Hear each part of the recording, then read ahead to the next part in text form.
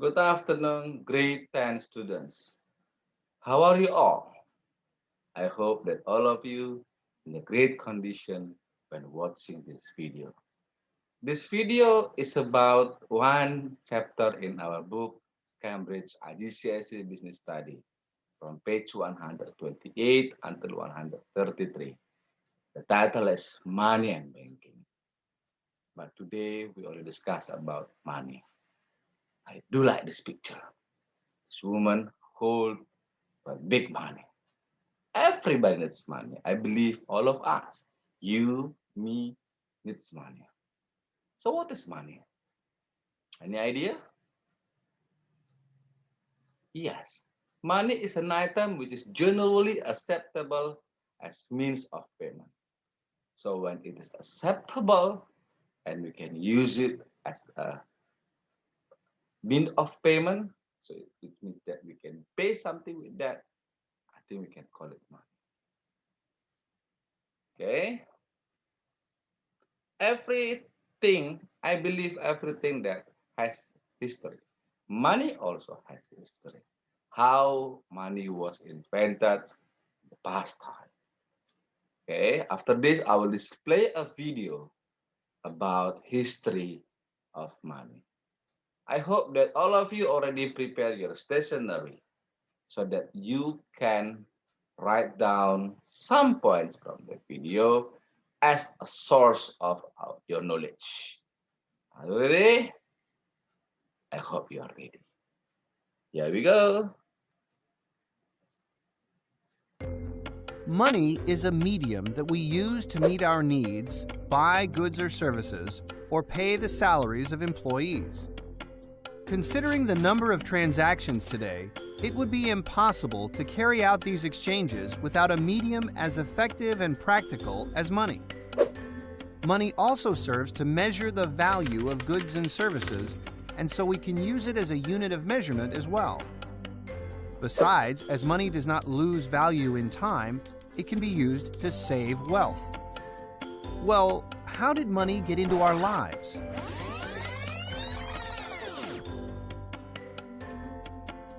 Before the invention of money, people used to make their transactions by bartering, in other words, exchanging the goods they possessed. However, making transactions in this way had some difficulties. To make an exchange, there had to be someone who had the product or service demanded, and he or she had to be willing to exchange it for another product or service. For example, someone who had more apples than he needed and who wanted to cross the river had to find someone who had a rowboat and who was willing to offer this service in exchange for some apples. To overcome such difficulties, people started using metals, animals, seashells, and the like, whose value is accepted by all as a medium of exchange. In time, precious metals such as gold and silver started to be used in trade. Lydians were the first civilization to make coins from these precious metals. As trade developed more, the need for higher amounts of money increased. Since it became difficult to make payments with coins for high-volume transactions, a new payment instrument emerged. In the 17th century, due to the scarcity of resources, Western countries began to use paper money, that is, banknotes, which were more cost-effective. Today, the banknotes that we use are printed by central banks entrusted with this duty. When designing and printing banknotes, central banks use various security features to prevent them from being easily faked. In addition, central banks are responsible for putting the printed banknotes into circulation and assuring that enough banknotes are available.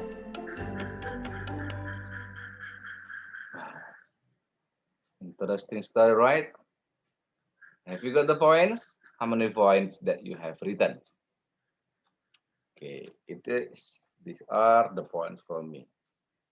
Before money, people acquired and exchanged goods through a system of bartering, which involves the direct trade of goods and services.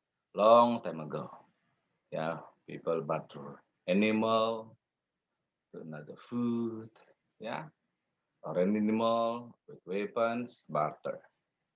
Number two is about money allows people to trade goods and services indirectly, communicate the price of goods.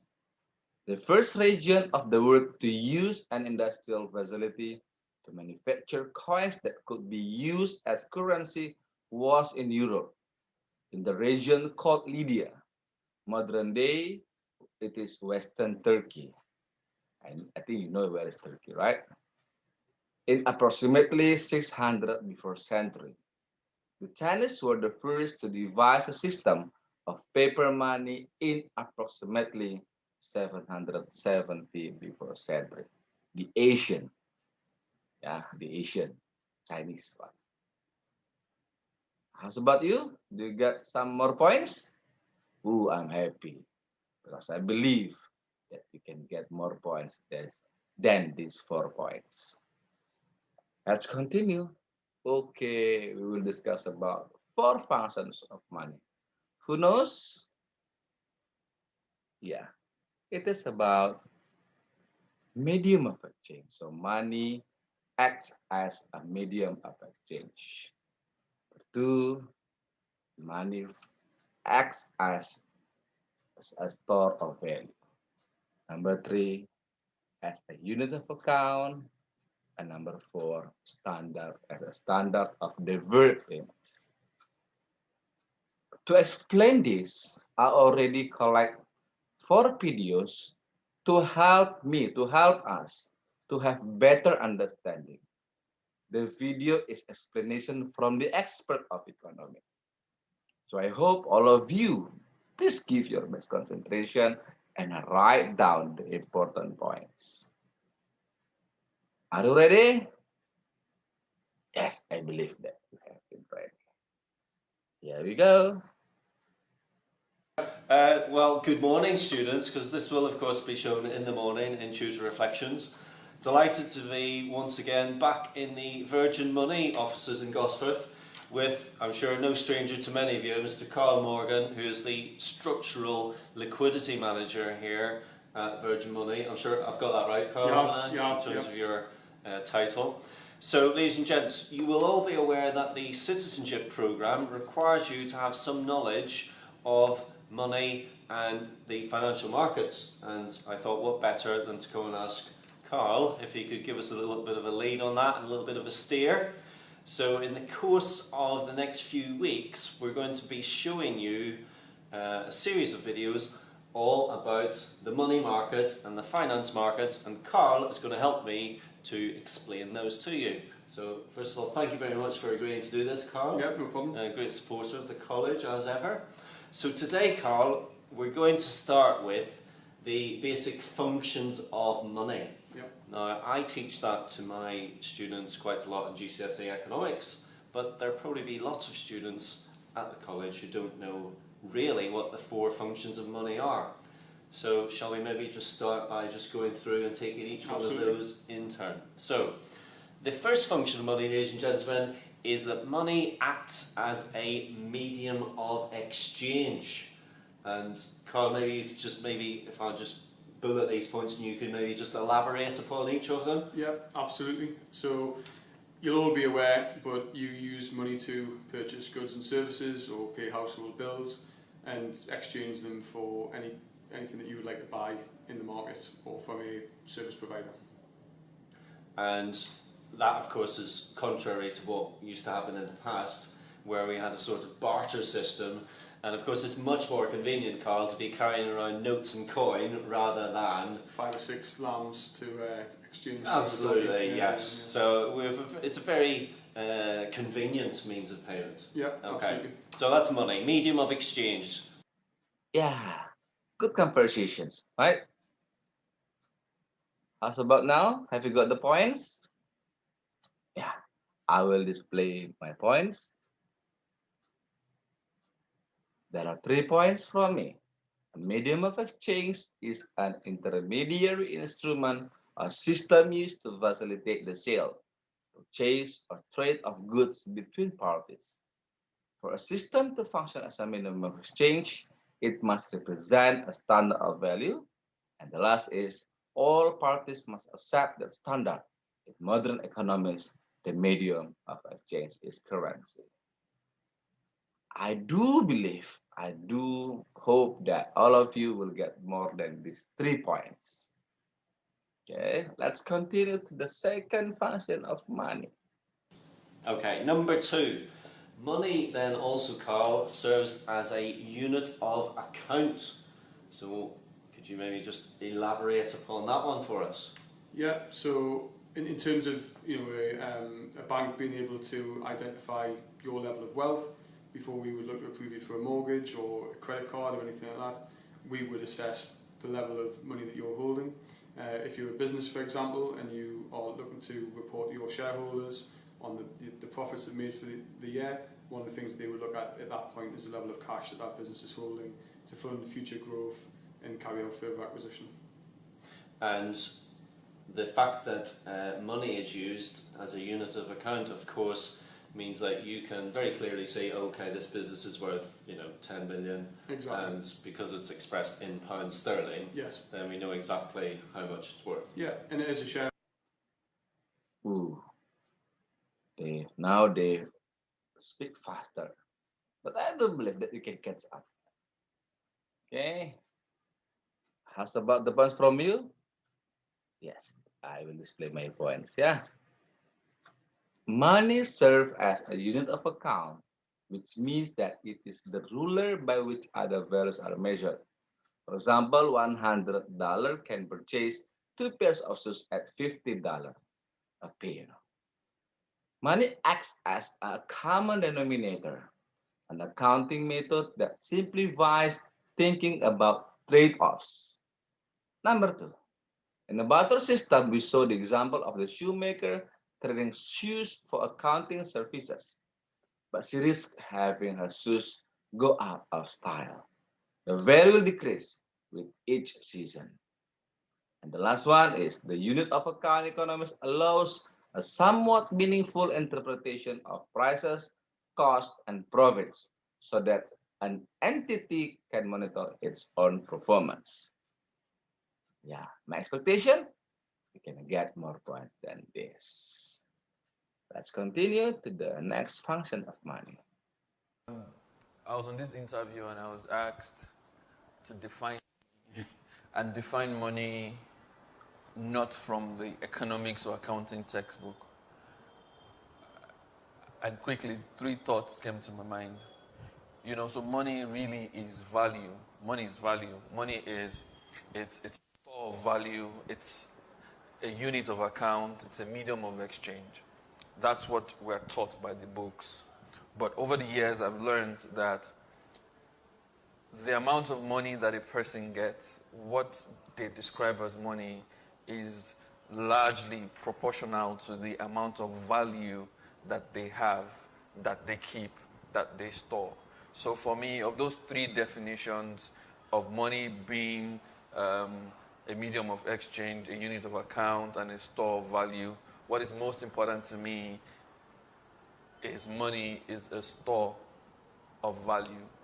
If you have value, if you are valuable, then you have the tendency and the capacity to attract money.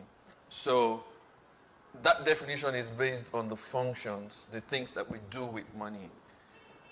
But you see, money is largely about value. How valuable are you? What have you put inside of yourself that makes other people come searching out for you? Your value is characterized by the skills that you have, the knowledge that you have, the understanding that can help you solve problems. You see, largely, money is about that. I put out a tweet earlier today and I was explaining the concept of assets as against income, so that income is just a byproduct of assets. Now, in this case, the asset is either you or the business that you're growing. As a person, are you valuable? Have you done stuff to yourself? Do you have skills? Are you able to provide solutions and actually get to work and make solutions happen? Because money chases solution. If you see a solution provider part-time, he always has money. Even when the person supposedly does business for free, after a point, money comes. Okay. Money acts as store of value. How many points do you got? Yeah, I got 3 points. It can be used as a means of saving and allocating capital. Money's property as a store of value facilitates a transfer of purchasing power over time. Number two, in order to a medium exchange, money must hold its value over time. That is, it must be a store of value. If money could not be stored for some period of time and still remain valuable in exchange, it would not solve the double coincidence of one's problem and therefore would not be adopted as a medium of exchange. And the last one, as a store of value, money is not unique. Many other stores of value exist, such as land, works of art, and even baseball cards and stamps. More points? Ooh, thank you. You can get the more points. Next, I will play the last function of money. And the last function of money is that it serves as a means of deferred payment. So what's this notion of deferred payment all about? So deferred payment, it's open to interpretation in terms of whether it's a good thing or a bad thing. It depends on how you personally manage your money. But by getting into a credit obligation with a financial institution, what that essentially means is that you agree to the terms and conditions that you will borrow from them and pay them back at a date to be determined down the line. So mortgages are very simple. You say that you're going to take out a mortgage with a bank and that you're going to have your monthly payments to take place. So you could know that you might have to pay £500 a month for the next 35 years. And it's easy for you to budget that out of your current account and savings account, depending on where you pay that from. But if you were to go into something like a credit card, you might not be paying a rate of interest for 26, 27 months. And then after 27 months, you could be paying a designated rate of interest on that, which means that you aren't just paying, say, £1,000 that you've spent on that credit card, you're repaying £1,000 plus the interest payments on that £1,000 as well. And those interest payments are rather punitive as well, aren't they? Yeah, in many instances. It depends on who you go with, but you know, in general, a lot of people, because they don't massively ramp up the credit card payments, they're able to manage that in accordance with their day-to-day lifestyles. They can receive points. So if you have a Marks and Spencer's card, you'll get money off items and services at M&S. I think Virgin Money, but I know Virgin Money have just gone into a partnership with Virgin Atlantic, where if you were to take a lot of transatlantic flights, you'll receive points on your credit card there as well. And British Airways do a similar one with American Express, which means that for a customer who might be paying a bit of interest on the card, they're offsetting that with points that they're accumulating by travelling with British Airways at the same time, and they're making the money on their American Express credit card from there. Ooh, long conversation, yeah. But even though it's long conversation, I do believe that you can get more points. How many points do I get? Oh, more points. So more points than the previous one. Number one, money acts as a standard of deferred payments. Number one, it is the function of money of being a widely accepted way to value a debt, thereby allowing goods and services to be acquired now and paid for in the future. Number two, the standard of deferred payment can be distinguished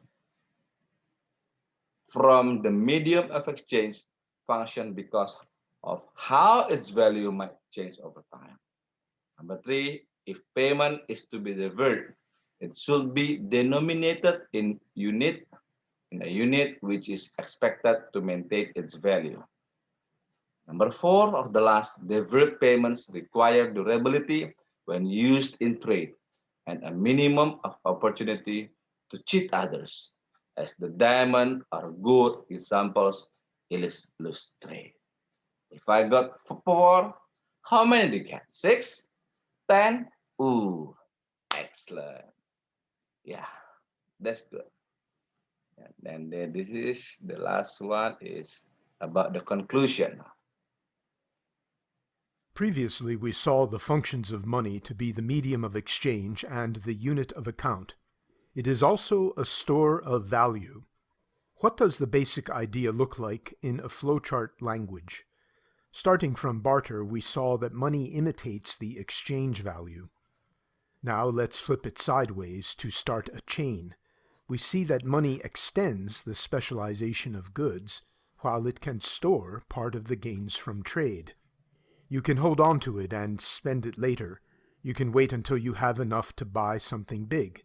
You can save it in a bank, which lends it to a business for investment, and you can earn interest on that. So the standard of deferred payments is sometimes called the fourth function of money. Money is a store of value, but it has no value in itself. It may lose value. For example, if we quickly double the amount of money in the whole economy, it will not double the amount of goods and services, it will double the prices. This is called inflation, and if it is rapid, it is harmful. We will study inflation later in macroeconomics. So the conclusion are, for function of money is acts as a medium of exchange, as a store of value, as a unit of account, and a standard of deferred payment. Interesting, right? That's good. Yeah, because our time is so short, and because this is video, I cannot answer your question. But if you want to ask me, you can send the questions by my email, rijalpangat@gmail.com. I suggest you to replay this video first, and then get understanding. After that, if you don't understand about some points, write it down, type it down, and send it to my email. Okay? Yes, that's great. Yeah, thanks for your attention. And I hope that you still have great spirit for studying during this pandemic. Thank you. Good luck and God bless you all.